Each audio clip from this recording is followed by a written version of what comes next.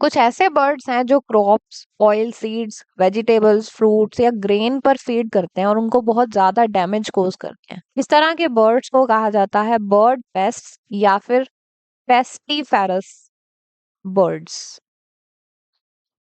इस टेबल में हम कुछ एग्जांपल्स देख रहे हैं पेस्टिफेरस बर्ड्स के। ये उनका कॉमन नेम है, ये जोलॉजिकल नेम, ये डिस्ट्रीब्यूशन और ये है कि वो किस चीज को डैमेज कोज करते हैं। So first one is blue rock pigeon. It is scientifically called as Columba livia, distributed throughout India. Grain, pulses और फ्रूट्स को डैमेज करता है ये।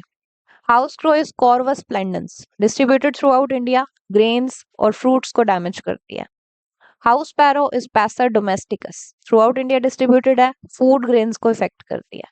Common myna is Acridotheres tristis, northern India में distributed है, seeds और fruits को damage करती है। बाया और weaver bird is Ploceus philippinus, northern India में डिस्ट्रीब्यूटेड है, सीरियल क्रॉप्स को इफेक्ट करती है। Rose ring parakeet is Psittacula krameri, throughout India distributed है, फ्रूट्स, ग्रेन्स और वेजिटेबल्स को डैमेज करती है।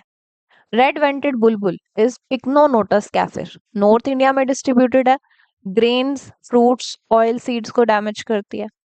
Spotted dove is ट्रैप्टोपिलिया species, it is distributed throughout India, grains और सीड्स को डैमेज करती है। अब देखते हैं कि किस तरह से इन पेस्टिफेरस बर्ड्स को मैनेज किया जा सकता है। इसके लिए कुछ मेथड्स हैं, जैसे कि कल्चरल मेथड्स।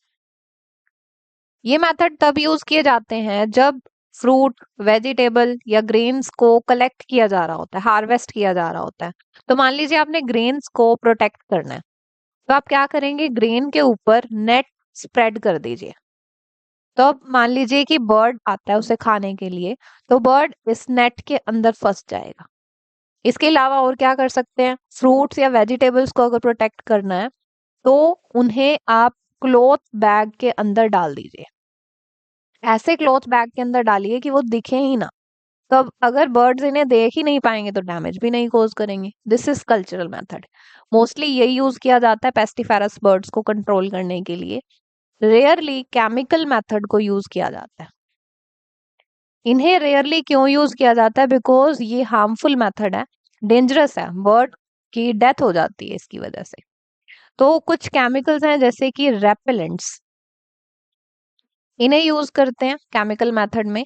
ये वो केमिकल्स हैं जो दूसरे ऑर्गेनिज्म को रिपेल करते हैं, जैसे कि ब्लिटॉक्स या फिर क्लोर पायरिफोस।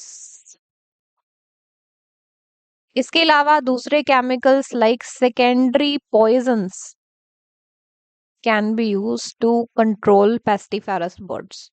अब ये सेकेंडरी पॉइजन्स क्या होते हैं, ये वो केमिकल्स हैं जो बर्ड की बॉडी में किसी दूसरे पॉइजन ऑर्गेनिज्म से आएंगे। वो कैसे होगा, तो देखिए मान लीजिए आपने रैट को किल करने के लिए रैट पॉइजन दे दिया उसे, तो रैट पॉइजन रैट को किल करेगा।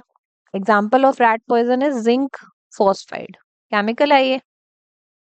अब मान लीजिए कि इस रैट को बर्ड ने खा लिया, तो रैट के अंदर जो पॉइजन था वो बर्ड के अंदर चला गया और बर्ड की भी डेथ हो जाएगी।